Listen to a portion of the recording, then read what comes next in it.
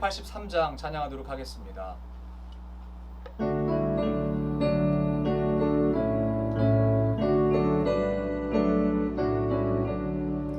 눈을 들어 산을 보니 도움 어디서 오나 천지 지은 주 하나님 나를 도와주시네. 나의 말이 신중하게 주가 되어 지키며 택한 백성 항상 지켜 길이 보호하시네.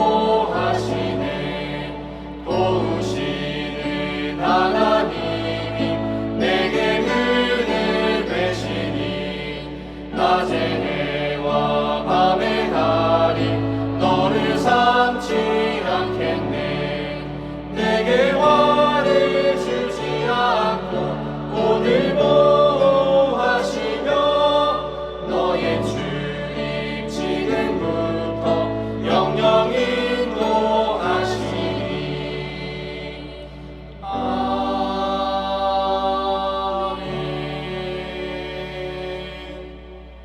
아멘. 기도하겠습니다.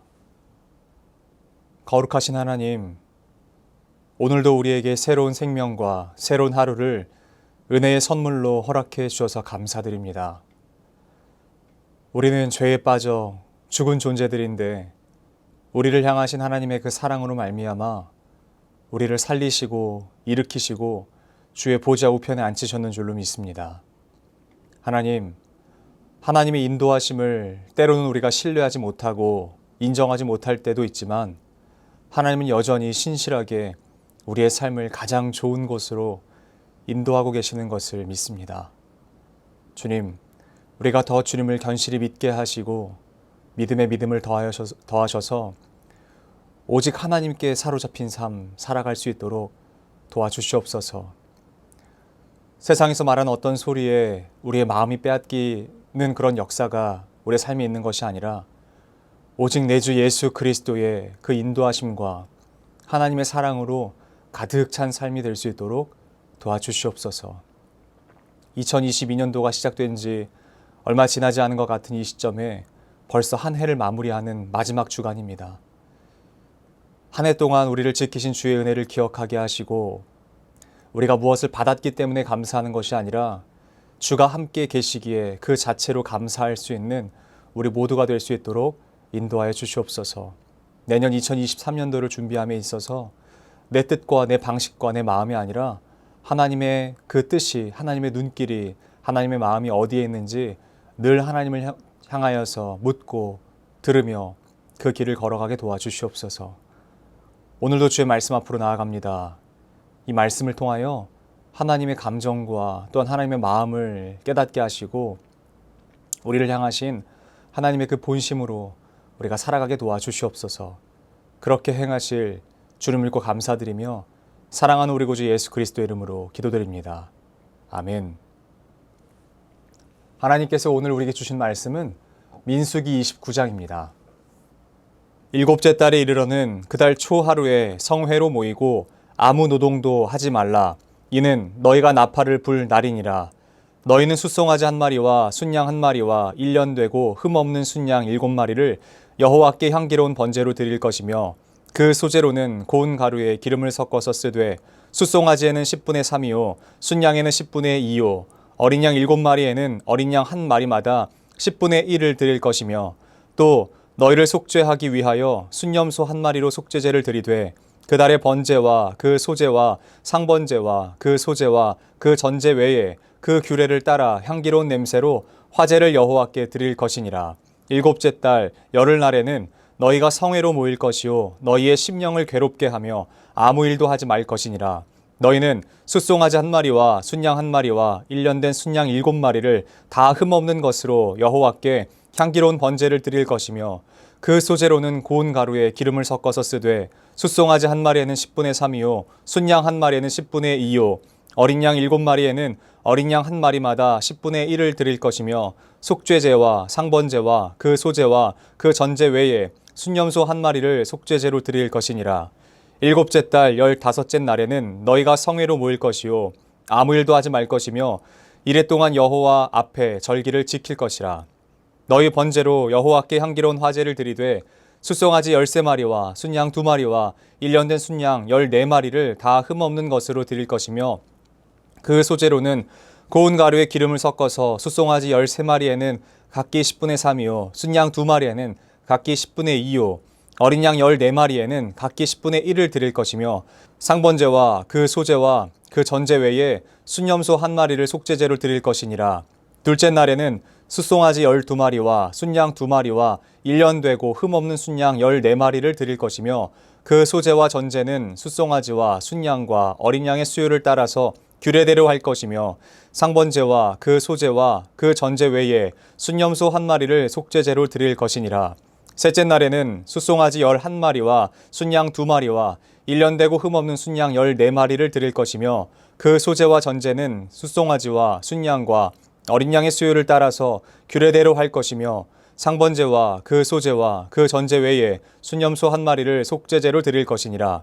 넷째 날에는 숫송아지 10마리와 순양 2마리와 1년 되고 흠없는 순양 14마리를 드릴 것이며 그 소제와 전제는 숫송아지와 순양과 어린 양의 수요를 따라 규례대로 할 것이며 상번제와 그 소제와 그 전제 외에 순염소 1마리를 속죄제로 드릴 것이니라.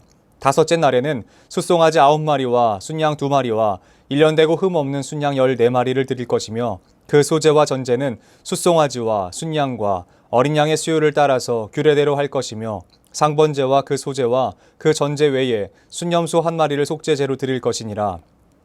여섯째 날에는 숫송아지 8마리와 순양 2마리와 1년 되고 흠없는 순양 14마리를 드릴 것이며 그 소제와 전제는 숫송아지와 순양과 어린 양의 수요를 따라서 규례대로 할 것이며 상번제와 그 소제와 그 전제 외에 순염소 1마리를 속죄제로 드릴 것이니라.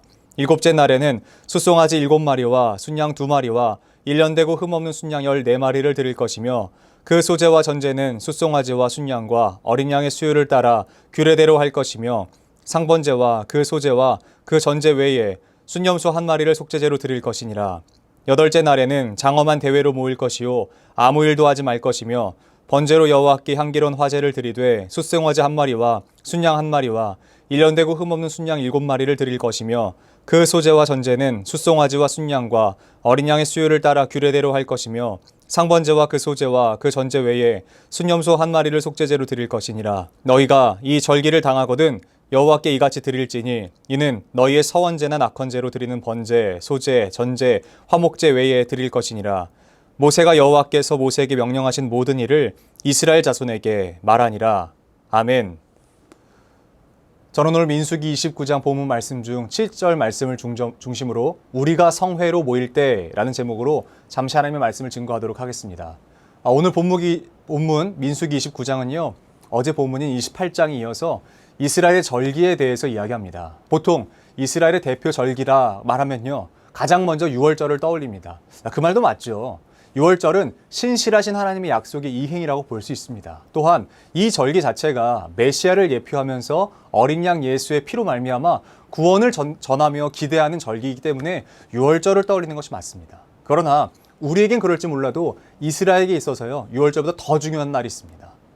이어서 말하는 절기는 77절입니다. 77절은 하나님과 이스라엘이 언약을 맺은 날입니다. 그로 말미암아 하나님은 신약 시대에 그 오순절 성령 강림 사건을 이날 행하신 거예요. 아무 날이나 아무 때나 성령이 오신 것이 아닙니다. 구약의 약속이 이제는 새로운 약속으로 이행되고 연장되는 것을 의미하기에 성령 강림은 이날 있었던 것입니다. 그러므로 절기를 이해하는 것은 굉장히 중요하다는 것을 알 수 있죠. 오늘 본문 29장은 나팔절이라는 절기에 대한 이야기로 시작하고 있습니다.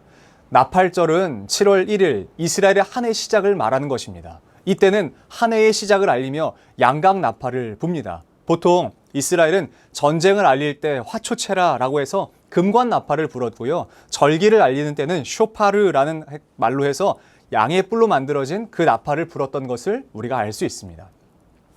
29장 1절부터 6절까지 그 나팔절에 대한 이야기, 즉 한 해의 시작을 알리는 절기로 시작했다면 12절부터 40절까지는 굉장히 긴 절수를 할애해서 장막절에 대해서 설명하고 있습니다. 장막절은 하나님의 은혜를 기억해야 하는 절기입니다. 그들은 실제로 지금까지도 우리의 양력 9월에서 10월경 그들의 유대력 달력 7월 15일부터는요 무려 8일 동안 이 절기를 지킵니다. 오늘 본문에서도 가장 많은 부분을 할애하고 있고 아직까지도 지키고 있는 절기라고 하니까 오늘 본문 중에서 가장 중요한 절기다. 이스라엘 절기 중에 가장 중요한 절기다. 이스라엘 사람들이 생각하는 가장 중요한 절기다 라고 생각할 수 있지만 그러나 그들이 생각하는 가장 중요한 절기는 장막절이 아닙니다. 이스라엘 백성의 입장에서 가장 중요한 절기는요 다름 아닌 대속죄일입니다. 6월절, 장막절, 77절 지키지 못할지라도요 그들은 반드시 지켜야 한다라고 생각했던 절기가 있습니다. 그 절기가 바로 대속죄일이에요. 왜냐하면 그들에게 있어서 죄에 대해 용서받지 못하면 그들의 삶은 아무것도 의미 없는 것이기 때문에 그래요. 그들이 받았던 은혜는 아무것도 의미가 없는 것이기 때문에 그래요. 그들이 그토록 원하던 가나안에서의 삶도요 허락되지 않고 뿐만 아니라 그들 삶에 그 어떤 것도 주어지지 않는다라고 생각했기 때문에 그들은 어떤 날보다 이 대속죄를 가장 중요한 날로 여겼습니다.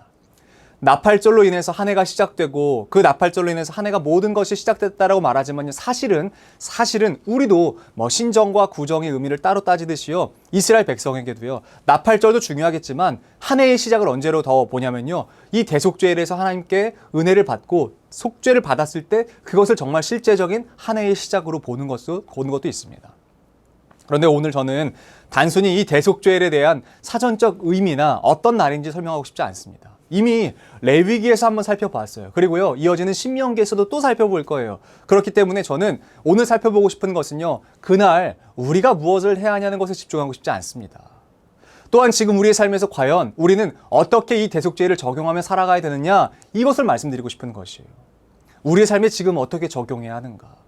먼저 오늘 본문인 29장 안에서 절기를 말할 때 계속해서 반복되는 한 문장이 있습니다. 그 단어는 바로 성회로 모이고 라는 단어예요. 성회.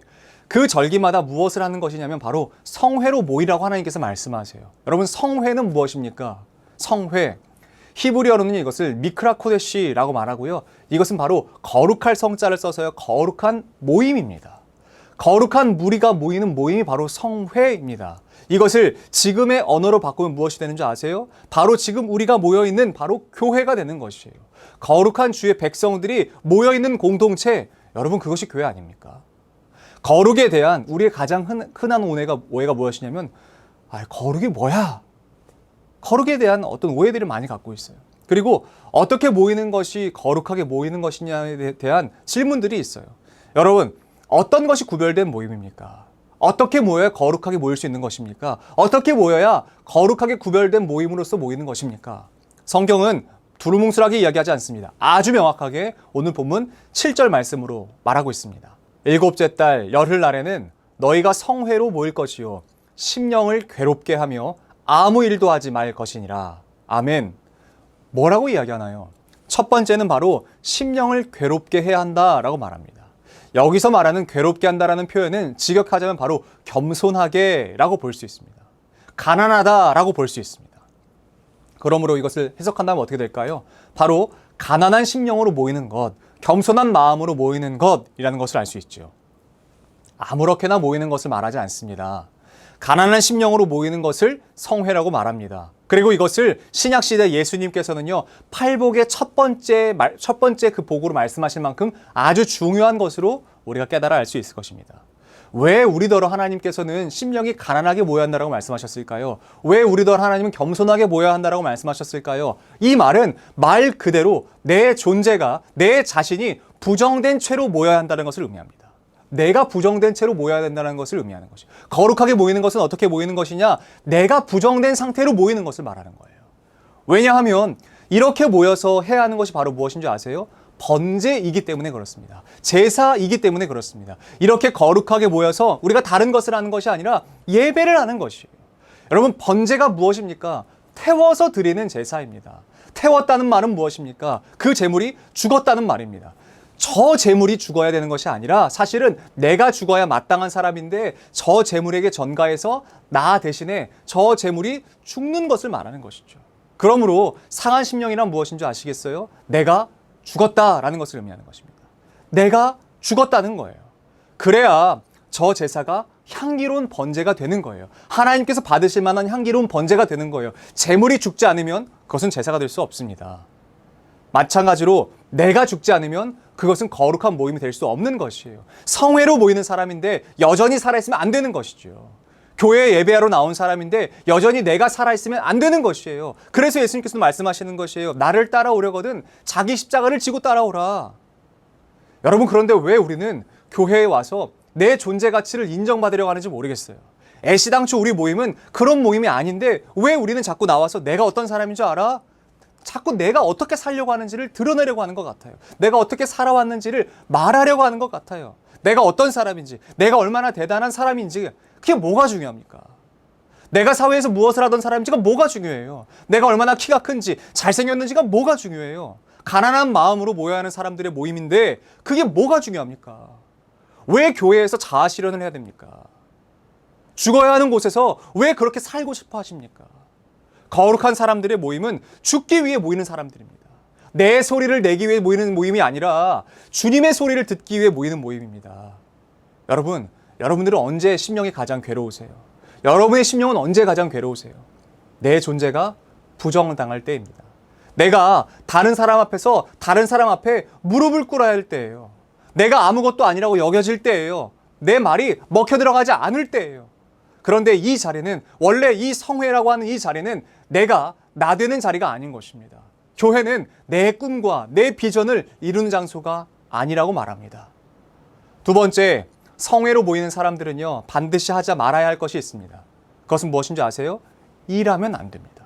반대로 생각해 봅시다. 하나님께서는 왜 절기마다 일하지 말라라고 말씀하셨을까요? 그들에게는 생업도 있고 반드시 해야 되는 일들도 있을 텐데 왜 성회로 모이는 사람들은 일하지 마라고 말씀하셨을까요?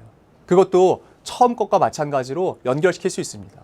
보통 사람들은 어떤 일을 할 수 있느냐로 그 사람을 평가하기 좋아합니다. 어떤 일을 하는 사람이냐로 그 사람을 기준 내리고 정의 내리고 그 사람에 대한 생각을 갖기 쉽습니다.